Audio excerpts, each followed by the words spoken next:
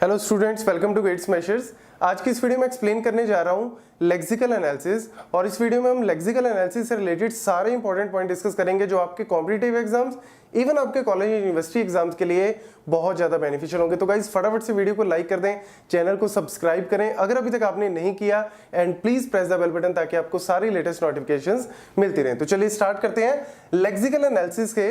तो मैंने आपको लास्ट वीडियो में फेजेस ऑफ कंपाइलर में क्या बताया था कि लेक्सिकल एनालिसिस जो सबसे पहला फेज है वो एक्चुअल में इनपुट के तौर पे क्या लेता है, वो इनपुट के तौर पे लेता है स्ट्रीम ऑफ कैरेक्टर्स। जो भी हम हाई लेवल प्रोग्रामिंग में लिख रहे हैं उसको एज ए क्या लेता है, वो स्ट्रीम ऑफ कैरेक्टर्स के तौर पे उठाएगा, और हर एक कैरेक्टर को, हर एक वैल्यू को वो कन्वर्ट करता है किसमें, टोकन्स में। मतलब वो आउटपुट क्या देता है, टोकन्स को आउटपुट एज ए देता है। तो यहां पे इसको हम टोकनाइजेशन भी बोल देते हैं, इस कॉन्सेप्ट को, इस प्रोसेस को। और जो प्रोसेस, जो प्रोग्राम एक्चुअल में टोकन्स में डिवाइड कर रहा है ना, उसको हम टेक्निकल टर्म में क्या बोलते हैं, लेक्सर भी बोल देते हैं, टोकनाइजर भी बोल देते हैं, स्कैनर भी बोल देते हैं। गाइस ये छोटे छोटे पॉइंट ना इंपॉर्टेंट है, स्पेशली कॉम्पिटिटिव एग्जाम में, क्योंकि वहां पे आ जाते हैं थ्योरी में, तो एटलीस्ट आपको पता होना चाहिए।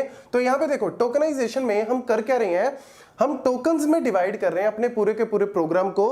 तो टोकन्स में हमारे पास कौन कौन से आ जाते हैं, सबसे पहले आता है आइडेंटिफायर। आइडेंटिफायर की अगर हम बात करें तो आइडेंटिफायर क्या है, जो एक्चुअल में प्रोग्रामर डिफाइन कर रहा है। आइडेंटिफायर्स क्या है, जो एक्चुअल में प्रोग्रामर जो है वो डिफाइन कर रहा है, जैसे x y, a b, int a, int y, वो जो एक्स वाई वेरिएबल्स जो है ना, that is what a kind of identifier. फिर हमारे पास आ जाते हैं सेपरेटर, पंक्चुएटर्स, जो हमारा जैसे ये ब्रैकेट्स, ओपन क्लोज, ये सारी ब्रेसेस जो हम डिवाइड, अलग करने के लिए, सेपरेट करने के लिए यूज कर रहे हैं। फिर आ जाते हैं हमारे पास कीवर्ड्स, जो प्रोग्रामिंग लैंग्वेज के अंदर ऑलरेडी डिफाइंड होते हैं। जैसे आपका इंट ले लो, यहाँ पे इसके अलावा मेन ले लो, या फिर ऑटो हो गया, ठीक है, इफ एल्स हो गया, व्हाइल हो गया, ये सारे के सारे हमारे आ जाते हैं क्या, कीवर्ड्स। देन ऑपरेटर्स, ऑपरेटर्स मतलब operators are like your this, less than, greater than, plus, ये सारे के सारे क्या है मेरे पास, ऑपरेटर्स। फिर कांस्टेंट, या जिनको हम लिटरल्स बोल देते हैं। कांस्टेंट मतलब जैसे ये देखो ना, यहाँ पे मैंने यूज किया 20, 30, ट्रू फॉल्स भी हम कई बार लॉजिकल यूज कर लेते हैं, that is what a kind of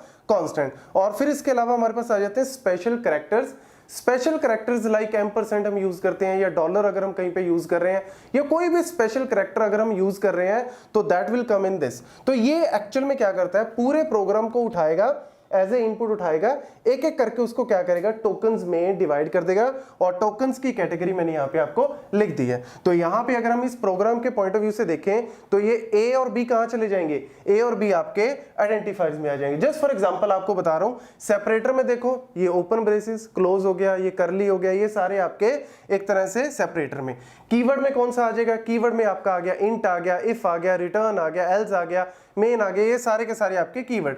operator में देखो, ये लेस देन आ गया, या असाइनमेंट वाला इक्वल टू आ गया, ये सारे आपके कहीं ना कहीं आ जाएंगे ऑपरेटर में। कांस्टेंट की अगर हम बात करें तो वैल्यूज हम दे रहे हैं, जैसे 20, 30, ये आपकी कांस्टेंट। और स्पेशल कैरेक्टर यहाँ पे हम कोई यूज कर रहे हैं, स्पेशल हम यहाँ पे कोई यूज नहीं कर रहे, तो कोई बात नहीं, this is just a categorisation of the tokenization.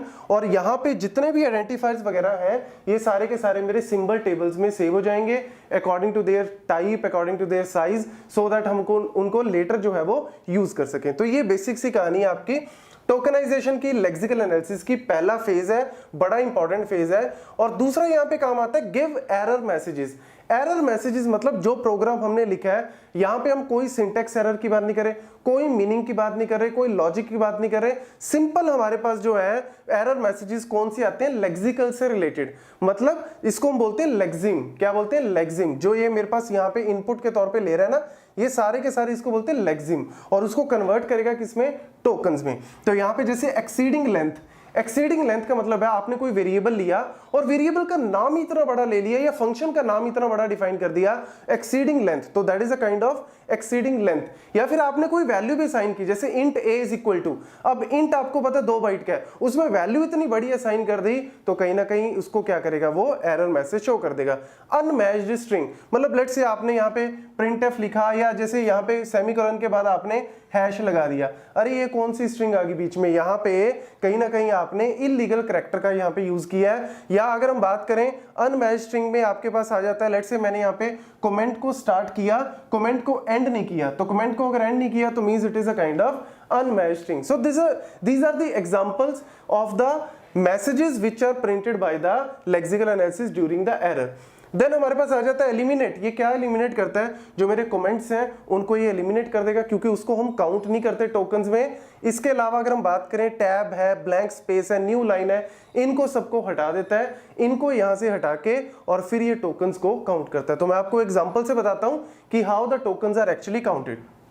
तो बेसिक कहानी जो है, कई बार कॉलेज यूनिवर्सिटी में एग्जाम में आ जाता है ना, तो आपको बेसिक कहानी पता लग गई कि बेसिक कहानी क्या है। अब कॉम्पिटिटिव एग्जाम में मेनली आता है कि टोकन्स में कन्वर्ट करो। तो देखो टोकन्स में अगर हम कन्वर्ट करें तो पहला टोकन मेरा क्या बन गया?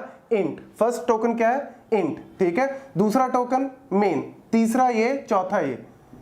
Are you getting the point? पहला इंट बन गया, दूसरा टोकन मेरा मेन बन गया, तीसरा ओपन, चौथा क्लोज ब्रैकेट, ठीक है। तो 4 हो गए यहाँ पे। देन फिफ्थ मेरा ये वाला बन गया। उसके बाद ये तो मैंने आपको बताया ना, ये तो हट ही जाएगा। This is what a comment, तो कमेंट तो यहाँ पे निगलेक्ट कर दो। उसके बाद मेरा 6 ये बन गया, 7th ये, 8th ये, 9th ये वाला बन गया।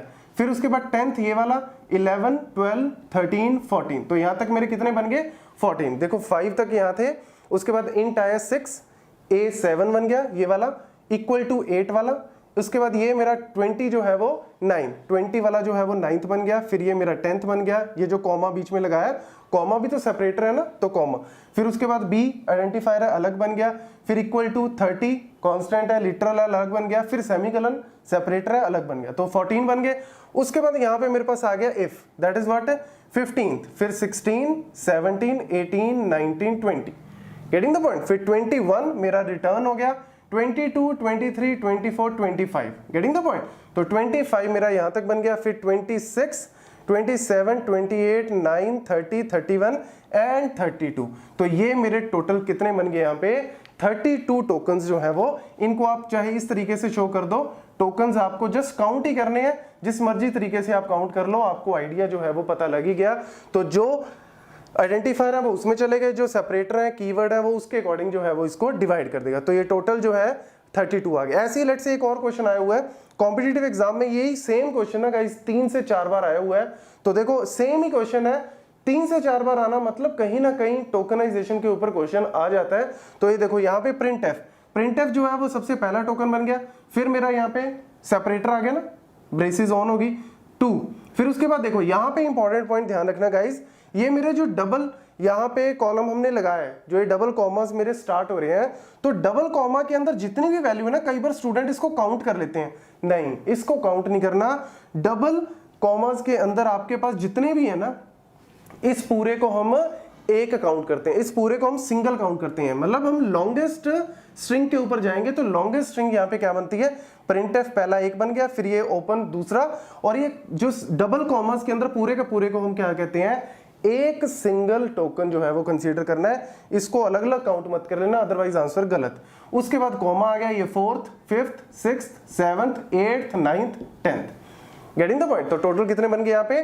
10 टोकन्स यहाँ पे बन गए। तो ये बेसिक सा फंडा है लेक्सिकल एनालिसिस फेज का, और इसमें हम यूज करते हैं, इसमें हमारे पास जो है वो, इसके अलावा छोटा सा पॉइंट और नोट कर लो, इसमें हम यूज करते हैं किसको?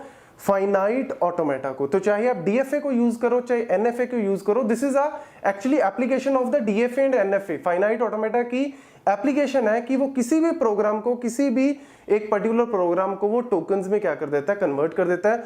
तो यहाँ पे कई बार आपसे पूछ लेते हैं विच मशीन वो यूज, तो आप कह सकते हो कि डीएफए और एनएफए, या फिर फाइनाइट ऑटोमेटा जो है वो आप सिंपली बोल सकते हो can be used for defining the tokens. Thank you.